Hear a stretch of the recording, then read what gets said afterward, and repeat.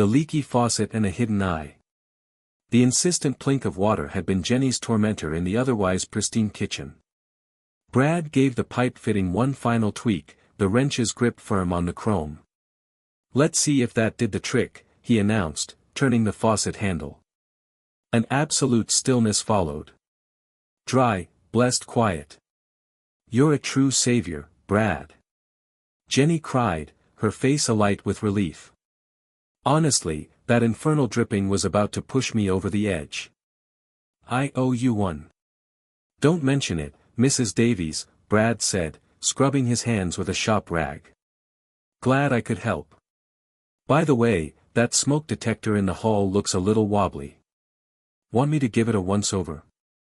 Jenny hesitated a beat. "Oh, it's probably nothing, Brad. But if you wouldn't mind." He retrieved the short stepladder from the pantry.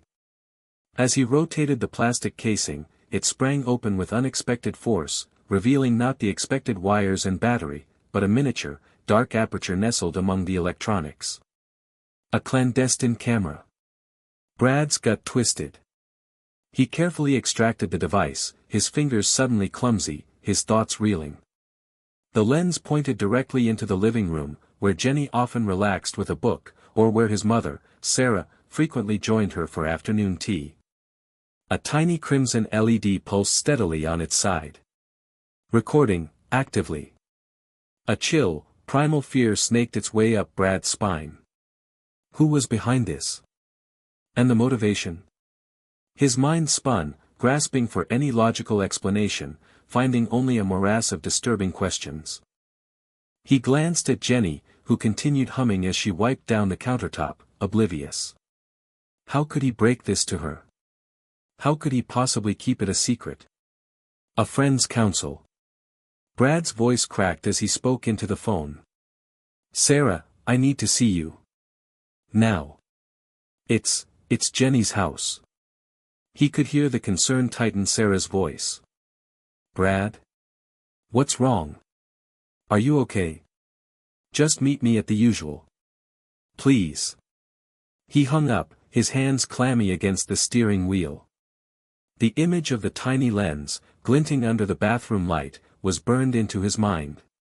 The aroma of burnt coffee beans hung heavy in the air at the grind, their regular haunt. Sarah was already there, her brow furrowed with worry. She reached for his hand as he slid into the booth. "All right, spill. You look like you've seen a ghost." He took a deep breath, the bitter scent doing little to calm his nerves. He recounted the discovery, the hidden camera, his mounting dread. Sarah listened intently, her usually bright eyes clouding over with disbelief. "A spy cam?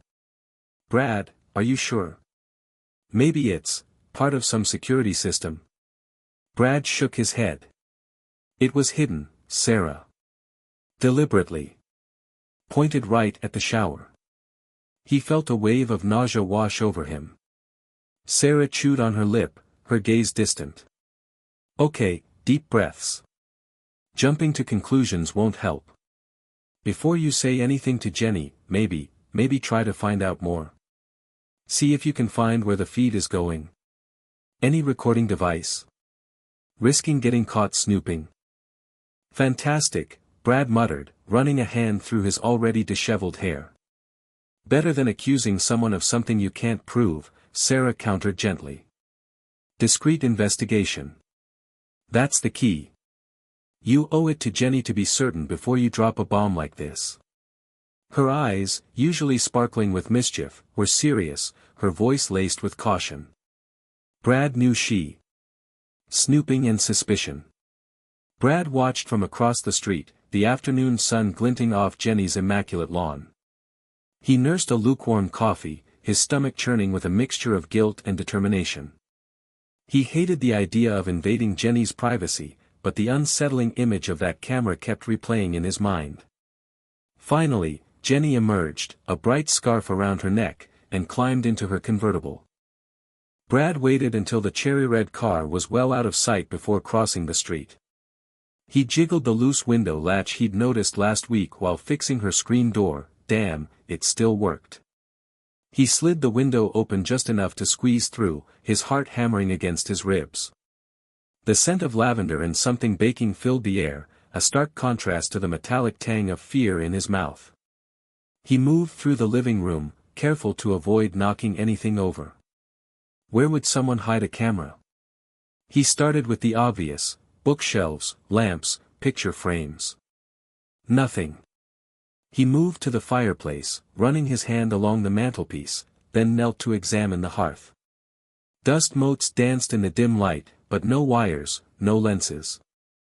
He remembered the angle of the shot from the laptop. It had been high, overlooking the seating area. Could it have been in the ceiling fan? Brad grabbed a chair from the dining room and carefully climbed up, his fingers brushing against the cool metal of the motor housing. He felt around the edges, his fingertips searching for anything out of the ordinary. He found nothing but a thick layer of dust. Just as he was about to climb down, defeated, he noticed a small, almost imperceptible scratch on one of the fan blades. It looked fresh. The package from Mark. Dust motes danced in the sliver of afternoon sun slicing through the spare bedroom. Brad coughed, waving a hand. Jenny had asked him to check the plumbing in here, a leaky faucet, she'd said, but he'd finished that ages ago. Now, he was just snooping. His gaze snagged on a closet tucked into the far corner. He hadn't noticed it before. The door was flush with the wall, the same pale blue, almost invisible. And padlocked. What did Jenny need to lock away in a spare bedroom closet? He rummaged in his toolbox, pulling out a thin metal tension wrench and a pick. He'd used them for less than legal purposes back in high school. He told himself it was just curiosity, a need to understand why Jenny was acting so jumpy. The lock clicked open with a soft snap. Brad held his breath, guilt twisting in his gut. Inside, the closet was crammed with old photo albums and forgotten Christmas decorations. And a single, neatly wrapped package. Brown paper, thick tape. He picked it up. Lightweight. The address was typed: Mark Olson, 14, Oak Street. Mark. Jenny's ex. His fingers traced the return address label: Tech Solutions, electronics retailer. A chill ran down Brad's spine. He'd seen Mark hanging around Jenny's place a few weeks ago and had caught him lurking in the shadows one night. Brad had assumed he was some sort of stalker, but Jenny brushed it off. It confirmed his suspicions. Something was definitely going on, and it involved Mark. Brad carefully placed the package back exactly as he had found it, locked the closet, and pocketed the key. He needed to think. Confronting the ex. The cloying, fermented reek of O'Malley's slammed into Brad, a multi-assault. He surveyed the gloom, past the dartboard and the pulsing emerald light, until he located Mark huddled over his drink at the back. The receding hairline, usually plastered back with an air of superiority, now revealed a vulnerability. Mark looked almost shattered. Boots striking the aged planks, Brad advanced. He halted before the table. "We need to talk." Mark jumped, surprise flashing across his face. "Brad? What brings you here?" He attempted nonchalance, but his voice cracked. "Don't insult me, Mark." I recovered the camera. Color drained from Mark's face, leaving him ashen. He gulped his beer. "Camera? I haven't the faintest idea." Brad lowered himself, his voice a controlled rasp. "The one in Jenny's house. Your little project." Mark's eyes flicked nervously around the pub, assessing avenues of retreat. He released a sigh, the defiance collapsing within him. "All right. Me. Why?" Brad's demand was a guttural eruption. Mark's posture dissolved. I couldn't bear it.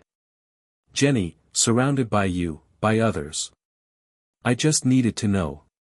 To maintain some semblance of control. Jealousy ate at me, okay? I desired her for myself. I'm aware of the transgression. I ruined everything." He couldn't meet Brad's eyes, his gaze fixed on the amber depths of his pint. I need her, Brad. The truth revealed. The tiny camera seemed to leer at him. Fingers slick with nervous sweat, Brad wrestled with the miniature screws, finally freeing the back panel. He pried out the memory card, a sliver of plastic imprisoning Jenny's pilfered privacy. Jammed into his pocket, it felt like a lead weight, a burden of proof. He had to make her understand. A knot tightened in his gut. He began to pace, mentally scripting the conversation. Jenny, there's something difficult, the words tasted weak. He raked his hand through his hair, the damp strands clinging to his skin. How to convey this betrayal without shattering her world? He found her in the kitchen, serenading the vegetables with a quiet hum. Sunlight painted the air with dancing dust motes, haloing her hair with gold. A vision of tranquil unawareness. Guilt stabbed at him, a cold, unwelcome blade. Jenny, he croaked, his voice catching. He swallowed hard. I found something. In the living room. He extended the camera, its lens a dark, accusing eye. Her brow creased. What is it? A camera? He could only nod, throat constricted. Concealed in the lamp. Anne. He produced the memory card. This was inside. The blood seemed to drain from her face. The hand clutching the knife began to tremble, the blade clattering against the countertop. Concealed? What are you saying? He explained in a hushed voice, detailing the discovery, the incriminating angle, the stark reality. Her eyes, wide with initial disbelief, slowly hardened with a dawning fury. A solitary tear carved a path down her cheek. Who would do such a thing? The question lingered, a suffocating cloud of violated trust. Gratitude and a new perspective. I don't know how to thank you, Brad, Jenny said, her voice thick with emotion. The late afternoon sun cast long shadows across the living room, highlighting the sincerity in her eyes.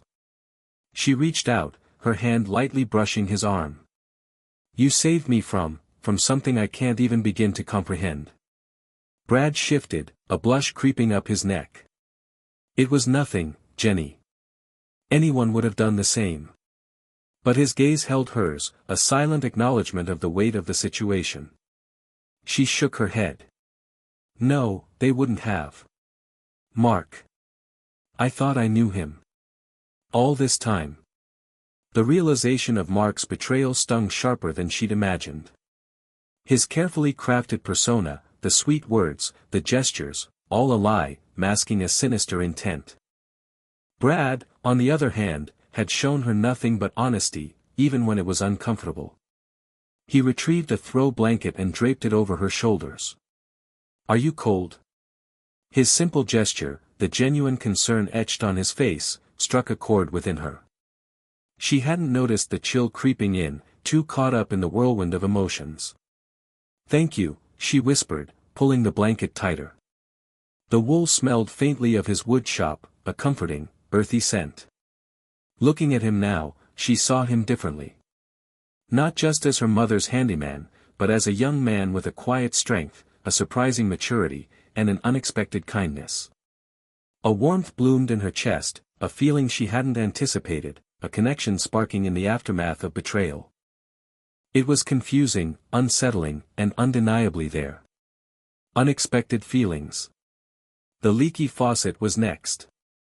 Jenny watched, perched on a stool, as Brad disassembled the pipes beneath the sink with a confidence that belied his age. The scent of damp metal and mildew filled the air, a surprisingly comforting aroma in its own way. So, she said, breaking the comfortable silence, college plans still on hold. He grunted, tightening a wrench. Yeah. Saving up. Maybe next year. He glanced up, a smudge of grime on his cheek. What about you? Besides rescuing damsels in distress from faulty wiring? Jenny laughed, the sound light and airy. I'm thinking of taking a pottery class. Always wanted to get my hands dirty, literally. He grinned. I could teach you a thing or two about getting your hands dirty. The air thickened, a current of something unspoken passing between them. He quickly averted his gaze, focusing on the faucet. "All fixed," he announced, perhaps a bit too loudly. Later, as they sat on the porch, sipping lemonade, Jenny confessed her anxieties about turning 40. Brad countered with his own fears about the future, the weight of expectations, the uncertainty of everything.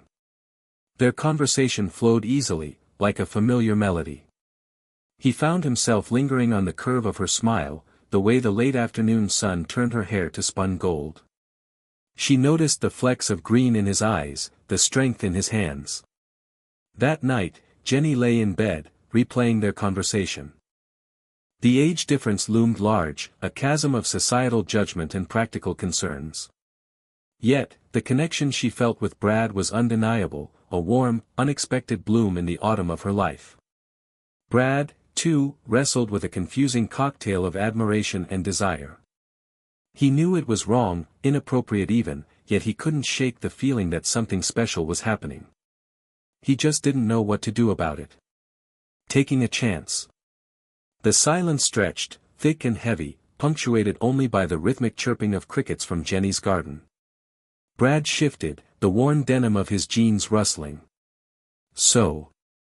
He began, then stopped, the word hanging awkwardly in the air. Jenny met his gaze, her usually bright eyes clouded with a vulnerability he hadn't seen before.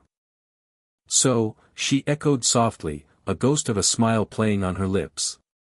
"It seems we have feelings." He nodded, the admission a relief. "Yeah. Messed up feelings, maybe."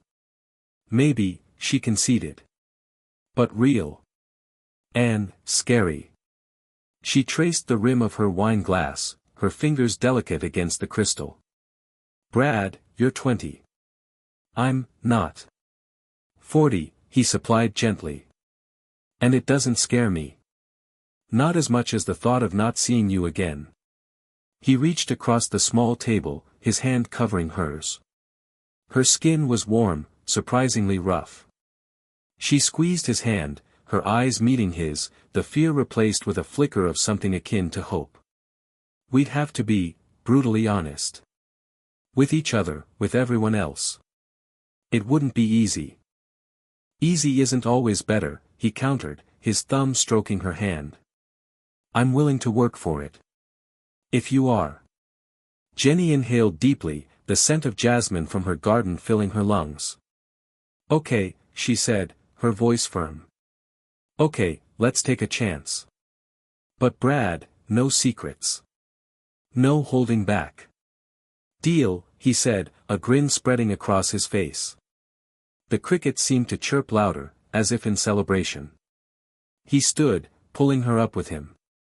The air crackled with a nervous energy as he leaned in, stopping just short of her lips.